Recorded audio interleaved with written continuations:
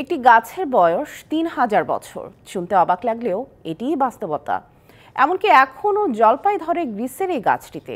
Roman সাম্রাজ্যের পতন থেকে শুরু করে ২০০৪ সালে এথেন্স অলিম্পিক্স আয়োজনের মতো বহু ঐতিহাসিক ঘটনার সাক্ষী হয়ে সগর্বে মাথা উঁচু করে দাঁড়িয়ে আছে এই গাছ। গাছ পৃথিবীর প্রকৃতি ও পরিবেশের এক গুরুত্বপূর্ণ উপাদান এবং এই গাছ মানুষের সবচেয়ে উপকারী বন্ধু।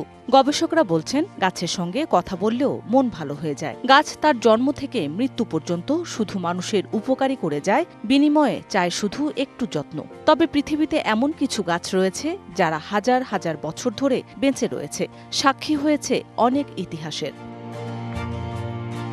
গ্রিসের কৃতি দ্বীপে বুভস গ্রামে ৩,০০০ বছর আগে বাণিজ্যিকভাবে জলপাই উৎপাদন শুরু হয়। দ্বীপটিতে কালের সাক্ষী হয়ে মাথা উঁচু করে দাঁড়িয়ে আছে একটি জলপাই গাছ।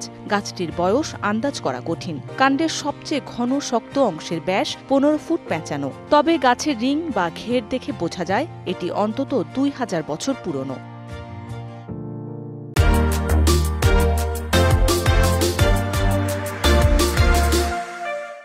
এতগুলো বছর কোনো গাছের বয়স হলে এই ধারণা করা খুবই স্বাভাবিক যে গাছটি হয়তো শুকিয়ে খটখটে হয়ে গেছে, কিন্তু তা নয়। কলম করা গাছগুলো জলপাই উৎপাদন অব্যাহত রাখতে সহায়তা করেছে। ২০০৪ সালে এথেন্স অলিম্পিক বিজয়ীদের মাথায় একটি মুকুট শোভা পায়, পুরনো রাজস্বিক প্রথা ফিরিয়ে আনতে, যেখানে ব্যবহার করা হয় এই জলপাই গাছের ডাল। বুভস গ্রামের জলপাই গাছগুলো এখনও বেশ সুরক্ষিত।